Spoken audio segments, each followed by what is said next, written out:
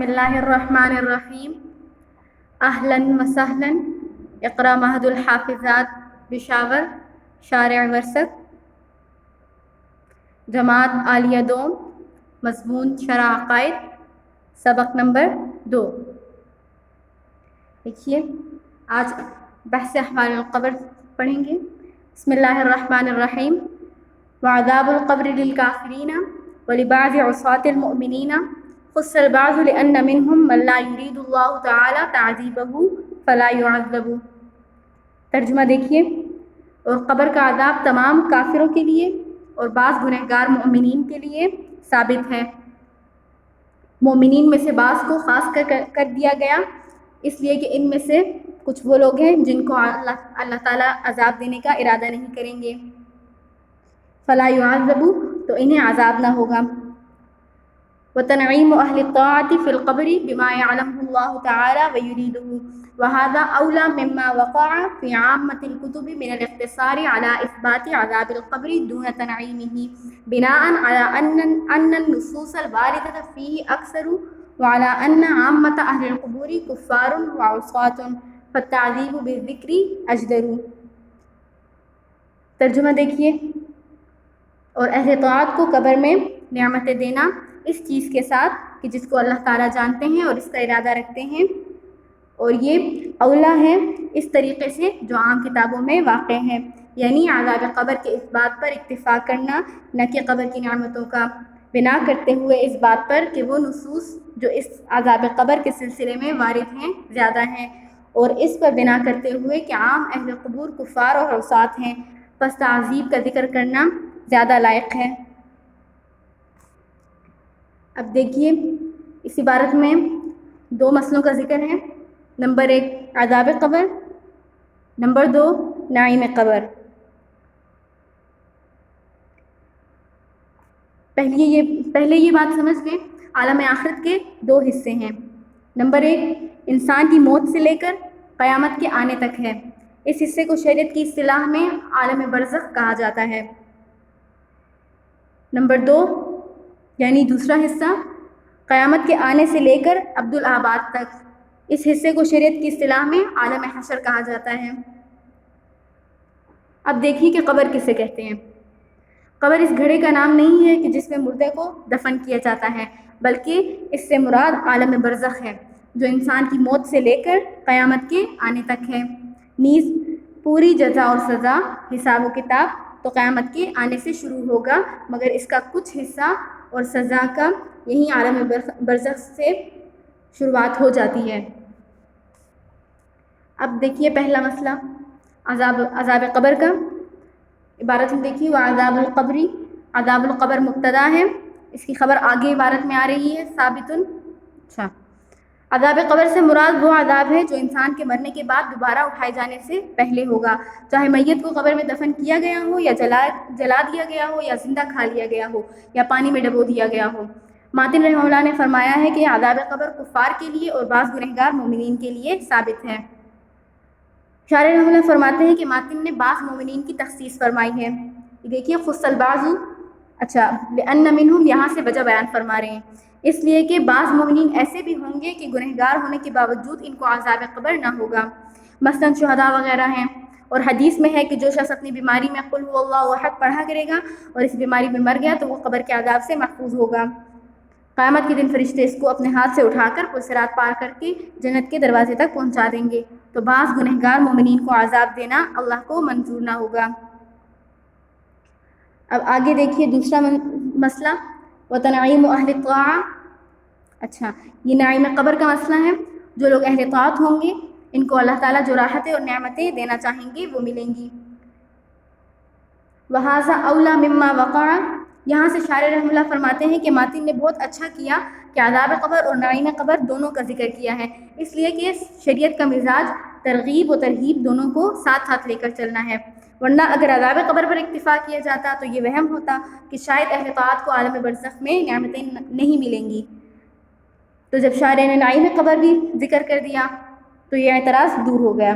نیز شارح رحمہ اللہ فرماتے ہیں کہ علم کلام کی عام کتابوں میں فقط عذاب قبر کا ذکر ہے، نعیم قبر کا ذکر نہیں ہے۔ اب ان لوگوں نے صرف عذاب قبر کا ذکر کیوں کیا، نعیم قبر کا ذکر کیوں نہیں کیا؟ تو ان لوگوں نے دو وجوہات بیان کی ہیں۔ نمبر 1، وعید کے سلسلے میں وارد ہونے والی نصوص بکثرت ہیں، کیونکہ دعوت اور زجر میں وعید بنسبت وعدہ کے زیادہ مؤثر ہے۔ دوسری وجہ، زیادہ تر اہل کفار اور عصات ہیں، اس لیے عذاب کا ذکر کرنا مناسب ہے۔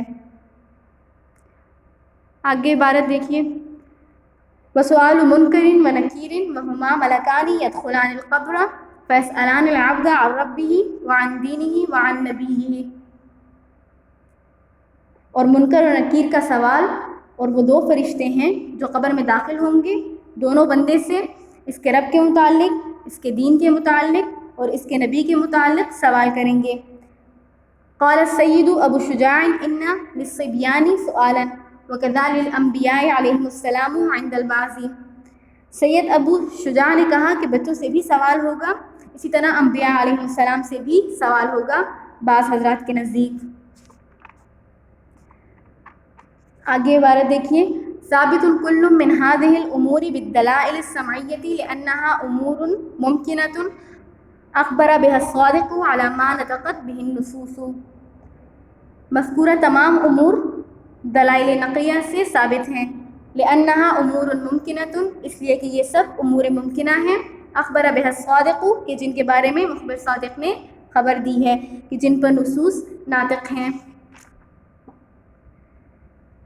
اچھا، اب دیکھیے، وسؤال منکر و نکیر، منکر و نکیر کا سوال کرنا۔ منکر باب فعال سے اسم مفعول کا صیغہ ہے، اور نکیر فاعل کے وزن پر ہے، پر معنی میں مفعول کے ہے۔ دونوں کے معنی ہیں اجنبی اور غیر معروف۔ ان کو منکر اور نکیر کیوں کہتے ہیں؟ وجہ یہ ہے کہ وہ پیدائش اور بناوٹ میں کسی انسان اور جانوروں کے مشابہ نہ ہونے کی وجہ سے پہچانے نہ جا سکیں گے۔ علماء شافعیہ میں سے ابن یونس کہتے ہیں کہ کفار اور فساق کے لیے منکر اور نکیر دو فرشتے ہیں، اور مومنین کے لیے مبشر اور بشیر دو فرشتے ہیں۔ بہرحال یہ دونوں فرشتے قبر میں داخل ہو کر سوال کرتے ہیں، من ربک، ما دینک، من نبیک۔ آگے عبارت دیکھیے، قال السید ابو شجاع، علماء حنفیہ میں سے سید ابو شجاع نے کہا ہے کہ بچوں سے بھی سوال ہوگا اور انبیاء علیہم السلام سے بھی سوال ہوگا۔ علامہ قرطبی رحمہ اللہ فرماتے ہیں کہ جب بچوں سے سوال ہوگا تو ان کو عقل کامل دی جائے گی اور جواب دینے کا ان کو الہام کر دیا جائے گا۔ بہرحال صحیح بات یہی ہے کہ نہ بچوں سے سوال ہوگا اور نہ ہی انبیاء علیہم السلام سے سوال ہوگا، کیونکہ روایات صحیحہ سے ثابت ہے کہ امت کے بعض صلحاء سے سوال نہ ہوگا، تو ایسے ہی انبیاء علیہم السلام سے بھی سوال نہ ہوگا۔ اور جن روایات میں آیا ہے کہ انبیاء علیہم السلام سے سوال ہوگا تو ممکن ہے کہ ان کی امت کے بارے میں سوال ہوگا، تو یہ ایک قسم کا اعزاز ہے۔ آگے عبارت دیکھیے، ثابت کل من هذه الامور، ثابت، یہ پیچھے جو تین مسئلے گزرے ہیں، عذاب قبر، نعیم قبر اور سؤال منکر و نکیر، یہ ان تینوں کی اکٹھی خبر ہے۔ مصنف رحمہ اللہ فرماتے ہیں کہ مذکورہ تینوں امور دلائل نقلیہ سے ثابت ہیں، یعنی قرآن اور احادیث مبارکہ سے ثابت ہیں۔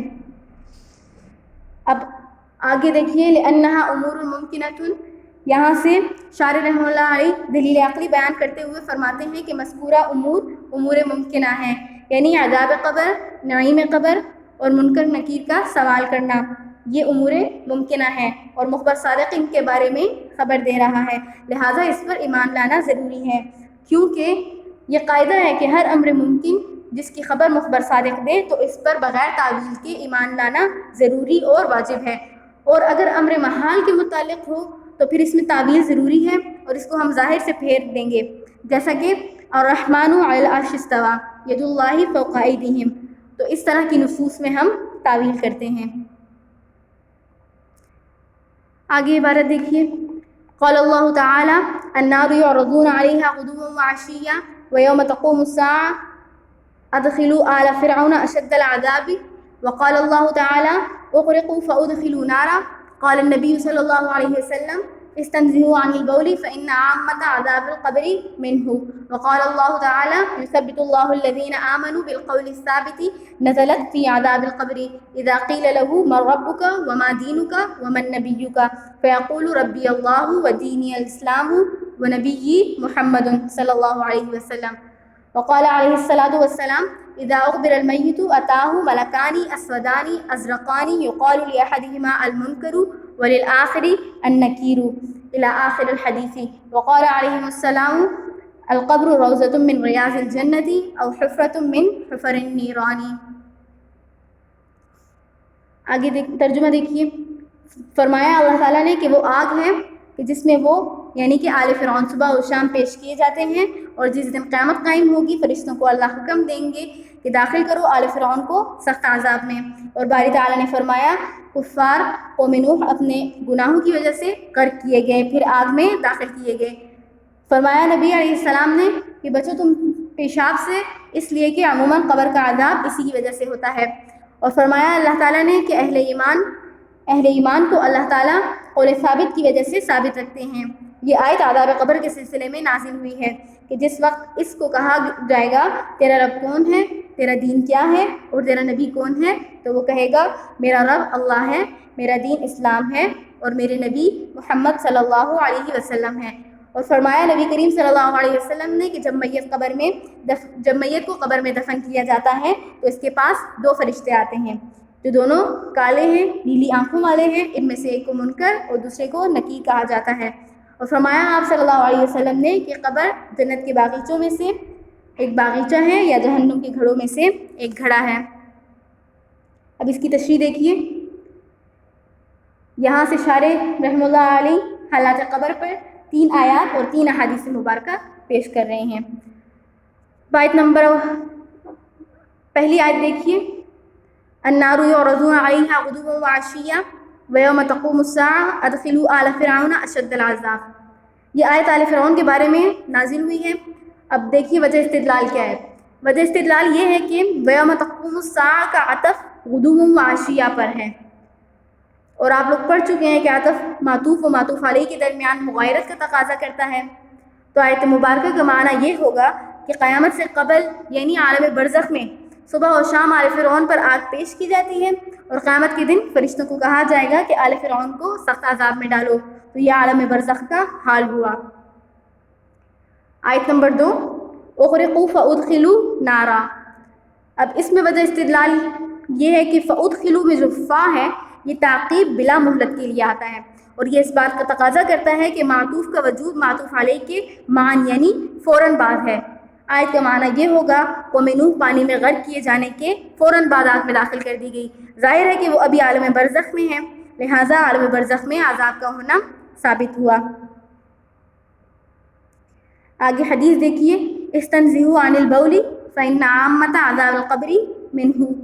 اس حدیث کا شان ورود یہ ہے کہ آپ علیہ السلام ایک صحابی کے دفن سے فارغ ہی ہوئے تھے کہ وہ صحابی قبر کے عذاب میں مبتلا کیے گئے. آپ صلی اللہ علیہ وسلم نے ان کی اہلیہ سے ان کے اعمال کے بارے میں پوچھا تو ان کی بیوی نے بتایا کہ بکریاں چراتے تھے مگر ان کے پیشاب سے احتراز نہیں کرتے تھے. تو اس موقع پر آپ صلی اللہ علیہ وسلم نے فرمایا کہ استنزہوا عن البول یعنی کہ پیشاب سے بچو، کیونکہ عموماً قبر کا عذاب پیشاب سے نہ بچنے کی وجہ سے ہوتا ہے. تو اس حدیث میں عذاب قبر کی صراحت ہے. چوتھی دلیل دیکھیے. آیت ہے یثبت اللہ الذین آمنوا بالقول الثابت فی الحیاۃ الدنیا وفی الآخرہ، کہ اللہ تعالیٰ اہل ایمان کو مضبوط بات سے مضبوط کرتے ہیں دنیا کی زندگی میں اور آخرت میں، یعنی مومنین دنیا کی زندگی سے لے کر آخرت یعنی محشر تک کلمہ طیبہ کی بدولت ثابت قدم رہیں گے. دنیا میں کیسی ہی آفات ہوں اور کڑا امتحان ہو، اور قبر میں منکر و نکیر کے سوال کا جواب ہو، آخرت کا ہولناک منظر ہو، ہر موقع پر یہ کلمہ توحید استقامت کا ذریعہ بنے گا.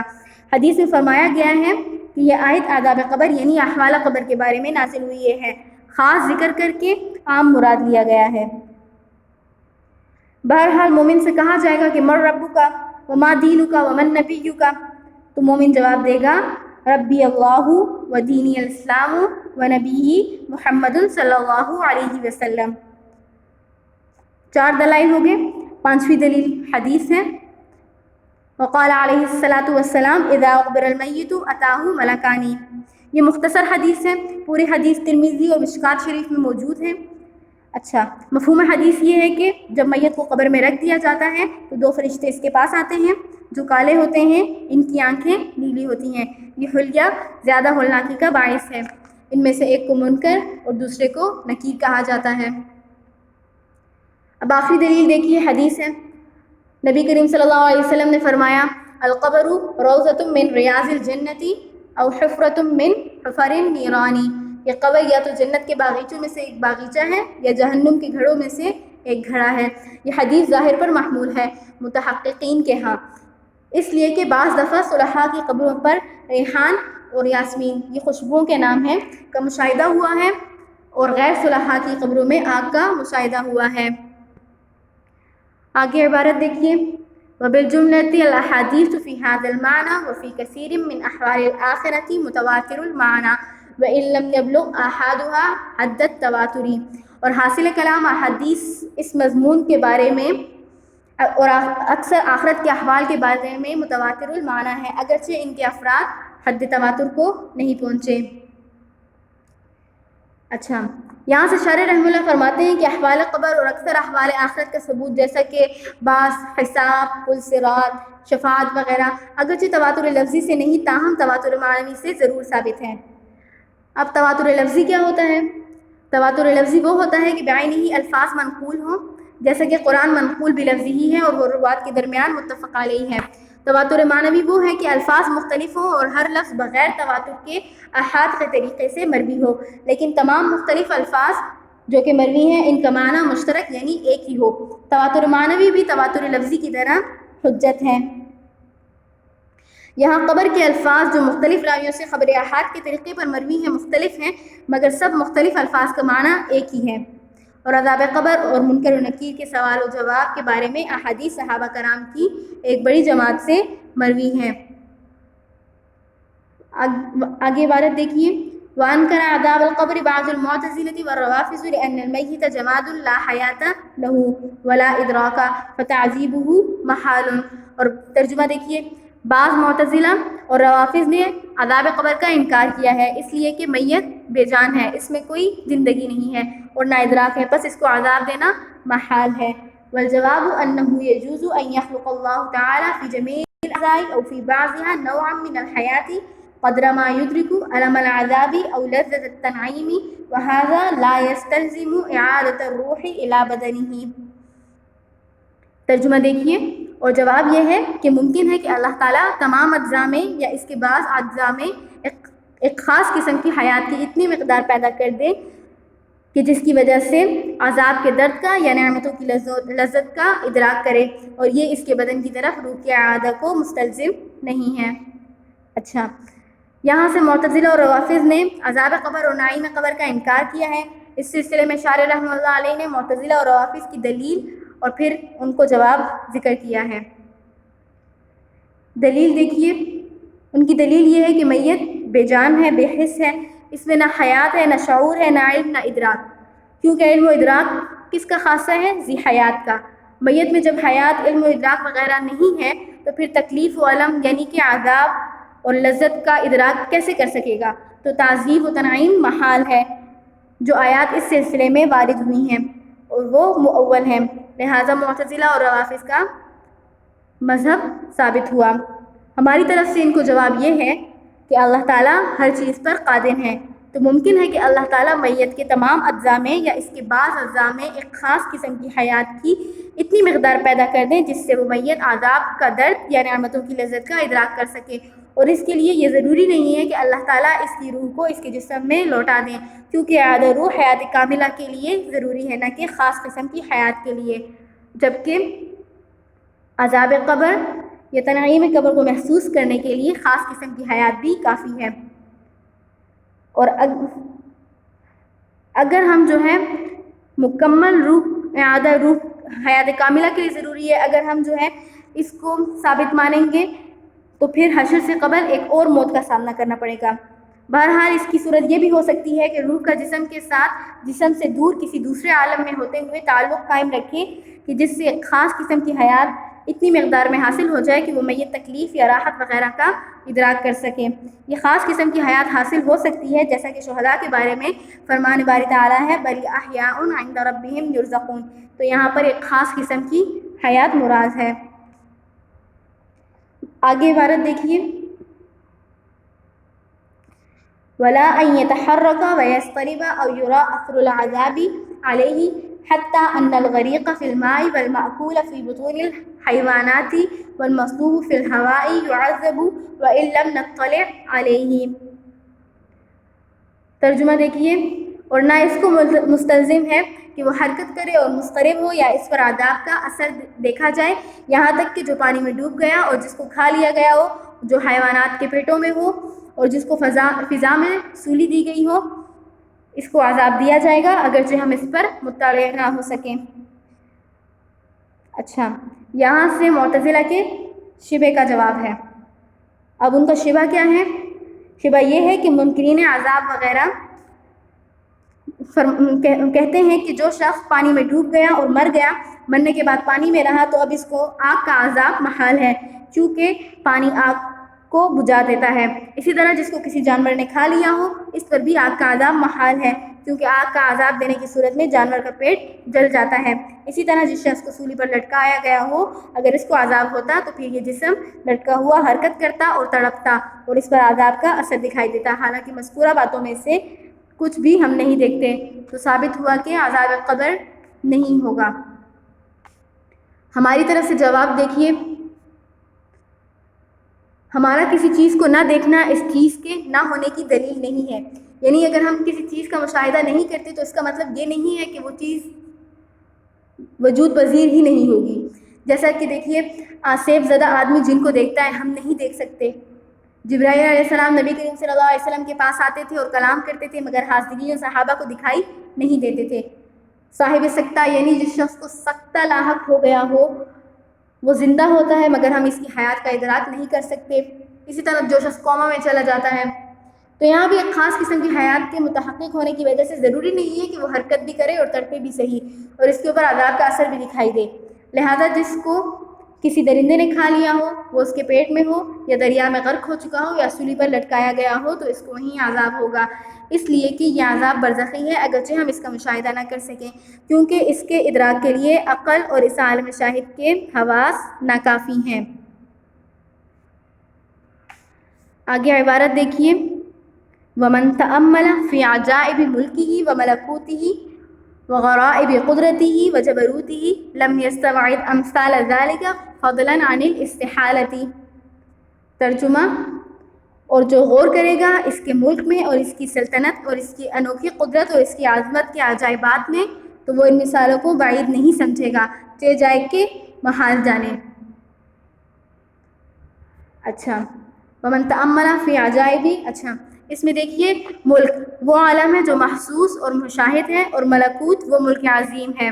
اس میں واو اور تا مبالغہ کے لیے ہے، یعنی ملکوت میں جو واو اور تا ہے وہ مبالغہ کے لیے ہے۔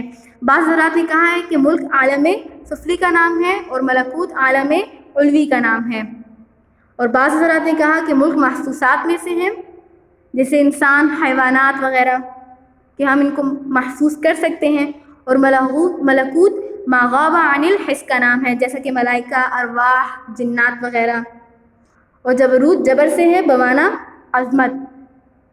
اس عبارت میں شاعر رحمہ اللہ فرماتے ہیں کہ جو شخص اللہ تعالیٰ کی قدرت و عظمت میں غور کرے گا تو وہ ان مذکورہ باتوں کو بعید بھی نہ سمجھے گا، محال سمجھنا تو بہت دور کی بات ہے۔